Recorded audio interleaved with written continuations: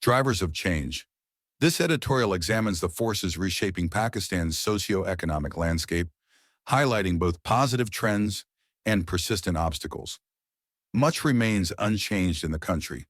Much remains unchanged implies that many long-standing issues still persist despite some progress. Elite capture of the state, the military's long shadow over politics, poor governance, an oligarchical ruling elite's reliance on bailouts and borrowing to address the country's chronic financial imbalances, little effort to tackle structural economic problems, and lack of investment in human capital. This list of issues, elite capture, military influence, poor governance, dependency on bailouts, and underinvestment in human capital, describes systemic problems that continue to dictate the country's fate. All of these have consequences for the country's fate and fortunes. This emphasizes that these persistent issues significantly impact Pakistan's overall prospects and future outcomes. But socio-economic changes over the years have also been reshaping the country's landscape. This contrasts the enduring problems with evolving trends that are altering the nation's social and economic fabric. Some changes have been positive while others have created new challenges. This acknowledges that not all change is beneficial. Some developments offer opportunities, while others introduce fresh obstacles. Several developments offer an opportunity for transformation, but others and long-standing fault lines act as a constraint and barrier to change, holding the country back. Fault lines metaphorically refer to deep-seated divisions or weaknesses that hinder progress, even as some trends could drive positive transformation. Some trends are harbingers of instability. Harbingers are signs or warnings. This warns that certain changes may signal upcoming instability. Of course, these are not the only trends in evidence, but ones that appear more consequential in the present context. This sentence concedes that while many trends exist, the ones mentioned seem most significant for Pakistan's current situation. A positive trend is the rise of a larger middle class, which has the potential to change the relationship between the state and citizens as members of this social group have different expectations of governance. This highlights that a growing middle class could alter how the government is held accountable, as this group demands better governance and services. Although Pakistani scholars differ on the size of the middle class, there is little dispute that it has grown significantly in the past 2 decades or more.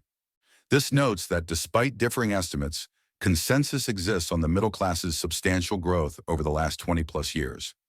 Studies show it has increased fourfold since 2000 as poverty has declined. Fourfold means multiplied by 4.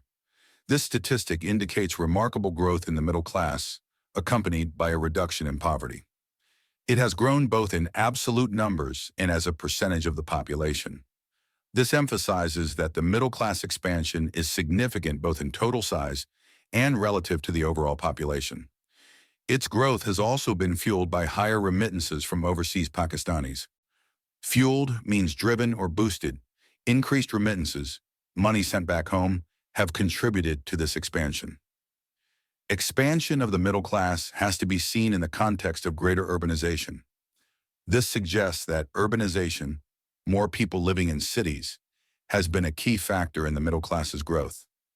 According to the 2023 census, almost 40% of the population live in urban areas, a significant increase from the previous 2017 census.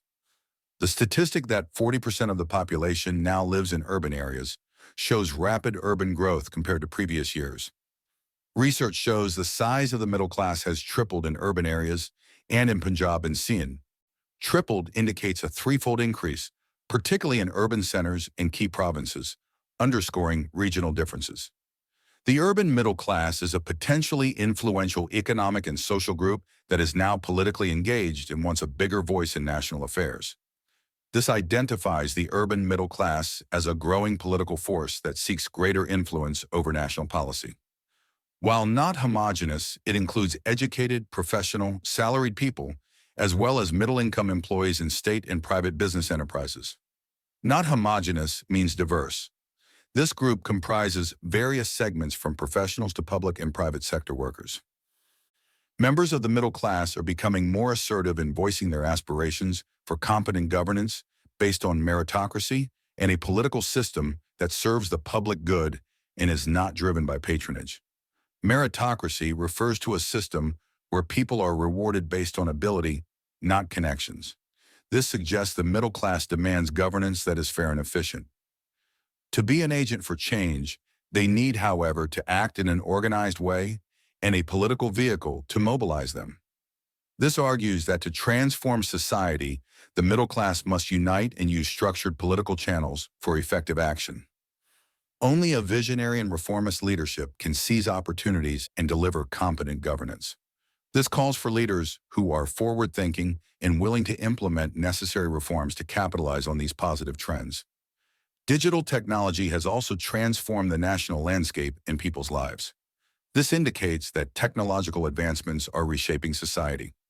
Information and communication technology has created a more connected society and made citizens better informed and more aware of their rights. Connected society implies that digital tools facilitate communication and access to information, empowering citizens. Smartphone users are at an all-time high. The number of internet users is now over 110 million, with around 71 million social media users.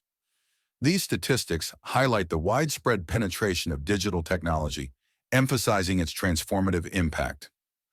Most people today have access to greater information and are more engaged with national affairs. This suggests that increased connectivity has led to higher levels of public awareness and engagement. This is changing how people assess governments and what they want from them. Access to information influences public opinion and expectations from political leaders.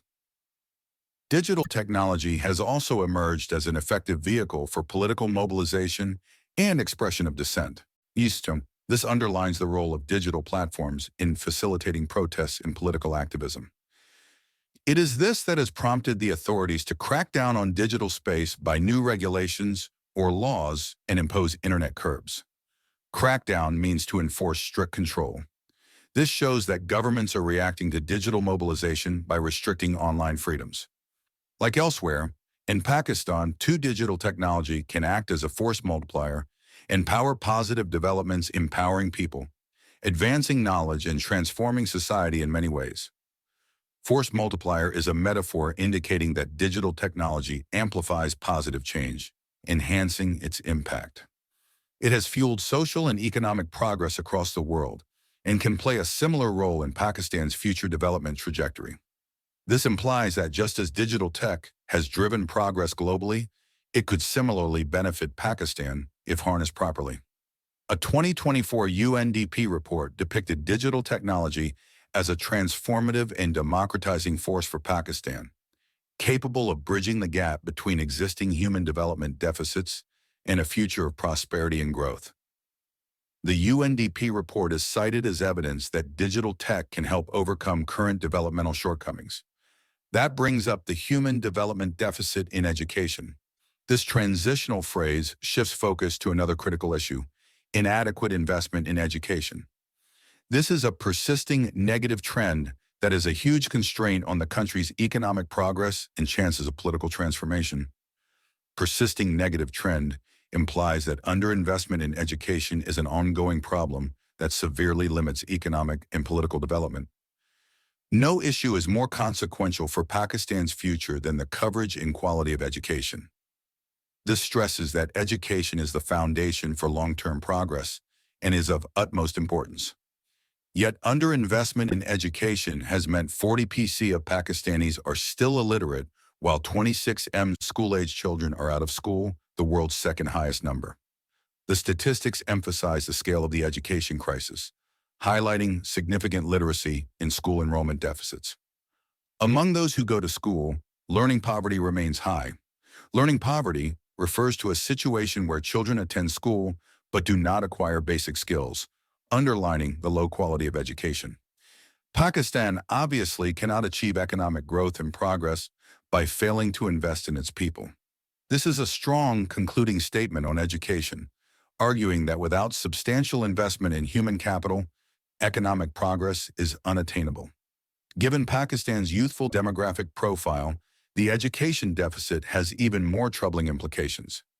This highlights that with a large proportion of young people, the lack of quality education is particularly concerning for the country's future.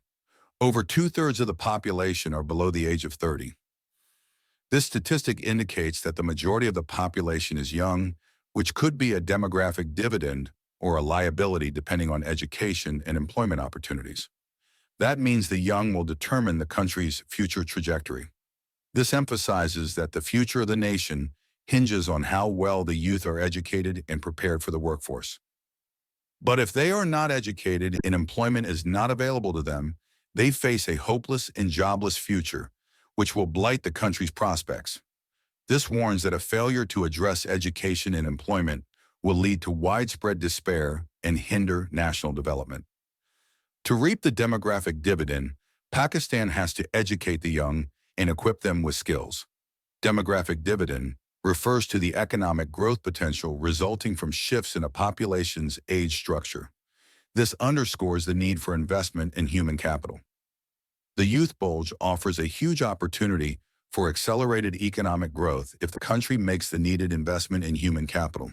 Youth bulge means a high proportion of young people.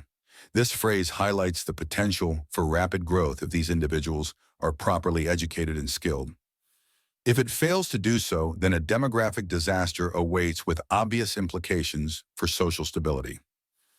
Demographic disaster suggests that neglecting this opportunity could lead to severe economic and social instability.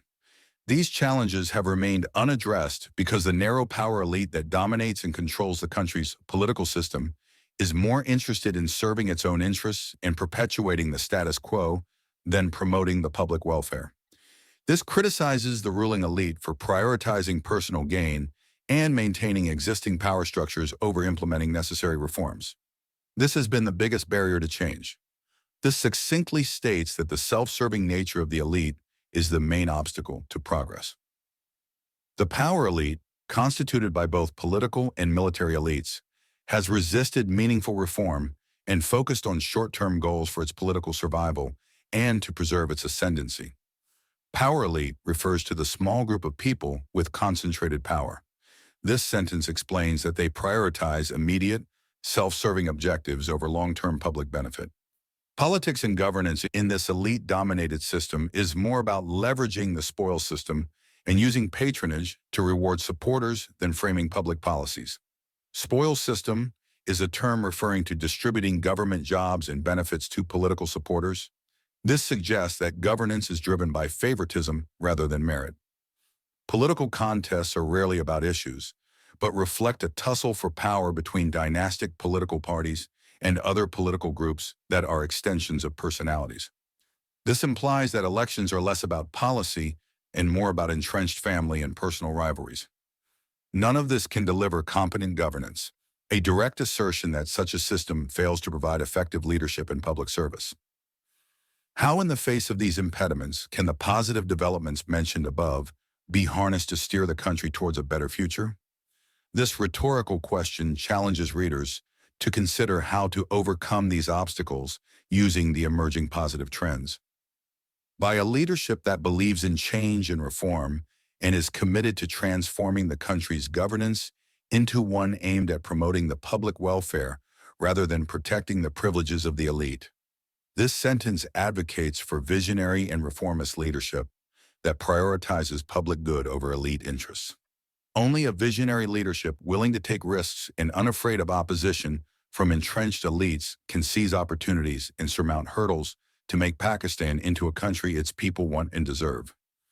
This concludes with a call for leaders who are innovative, courageous, and committed to genuine transformation.